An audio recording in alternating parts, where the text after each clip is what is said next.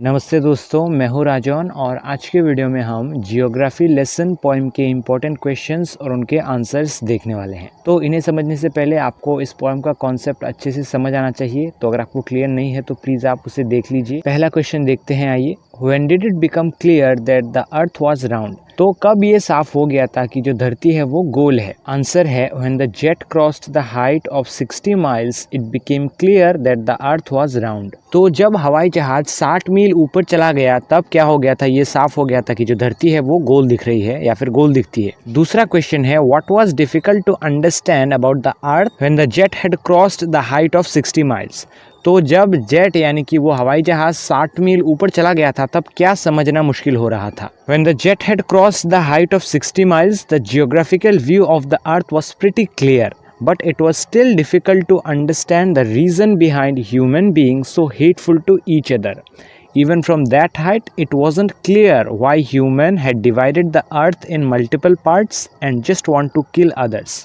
तो जब हवाई जहाज़ 60 मील ऊपर चला गया तो भौगोलिक रूप से ये धरती कैसे दिखती है वो तो नज़र आ रहा था कि धरती जो है गोल है, यहाँ पे नदियाँ हैं, यहाँ पे पहाड़ हैं। लेकिन जो इंसान है वो क्यों एक दूसरे से इतना नफ़रत करते हैं, क्यों एक दूसरे को मारना चाहते हैं, ये अब तक समझ नहीं आ रहा था इतना ऊपर जाने के बाद भी। और क्यों लोगों ने इस दुनिया को अलग अलग टुकड़ों में बांट दिया है, अलग अलग दीवारें बना दी हैं, ये शहर है वो शहर है, ऐसा क्यों कर दिया है, ये समझ में नहीं आ रहा था। तो कवि का यहाँ पे कहने का ये मतलब है कि लोगों ने तरक्की तो बहुत कर ली, बहुत ही एडवांस हो गए हैं, लेकिन समाज में जो नफ़रत है, जो एक दूसरे को मारना चाहते हैं, ये अभी तक ख़त्म नहीं हुआ और ये क्यों है ये पता नहीं। थर्ड क्वेश्चन है व्हाई वैलीज वेर पॉपुलेटेड, यानी जो घाटियां हैं उनमें इतने ज़्यादा लोग क्यों रहते हैं, वो इतना पॉपुलेटेड क्यों है? आंसर है valleys were populated because land and water attracted man. तो घाटियों में लोग इसलिए इतने ज़्यादा रहते हैं क्योंकि वहाँ पे ज़मीन भी है और पानी भी है, क्योंकि जहाँ पे पानी नहीं होगा लोग वहाँ पे नहीं रहेंगे, तो यही सिंपल सा रीज़न है। फोर्थ क्वेश्चन है what was scene from the jet when it reached the height of 10,000 feet. तो जब 10,000 फीट के ऊपर पहुँच गया था हवाई जहाज़ तो वहाँ से क्या दिख रहा था?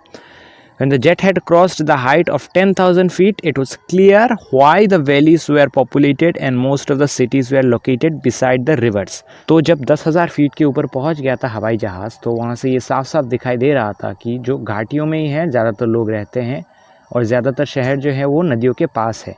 कारण मैंने अभी आपको बताया कि ज़्यादातर लोग पसंद करते हैं कि जगह भी हो यानी कि ज़मीन भी हो और पानी भी हमें मिले, तो इसीलिए वहाँ पे ज़्यादा लोग रहते थे। फिफ्थ क्वेश्चन है what is the theme of the poem geography lesson. तो इस पोएम का थीम क्या है इस कविता का? The theme of the poem geography lesson is the unidentified reason behind the hatefulness and negative mindset of our society.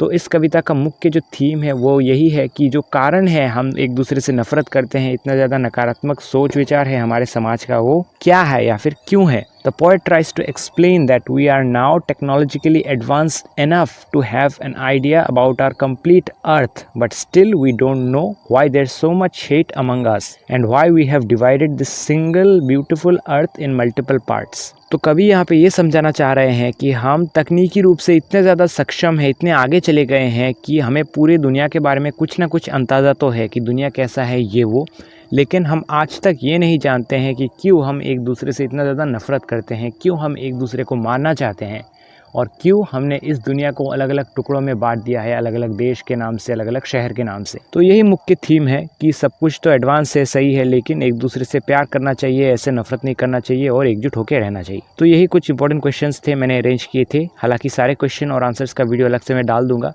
और जैसे कि मैंने आपको बताया आपको इसका कॉन्सेप्ट समझ में आना चाहिए, तो प्लीज़ वो क्लियर कर लीजिएगा। और अगर आपको कोई भी कन्फ्यूजन है, डाउट है तो मुझे कमेंट सेक्शन में पूछिए और आपको दूसरे कौन से चैप्टर के नोट्स वगैरह चाहिए वो भी मुझे बताइए ताकि मैं उनके ऊपर वीडियोस बना सकूँ। और अगर लेटर राइटिंग, नोटिस राइटिंग ये सब चाहिए तो भी मुझे बताइए, मैं सबके ऊपर वीडियोस बनाता हूँ। तो मिलते हैं दूसरी वीडियो में, तब तक के लिए टेक केयर।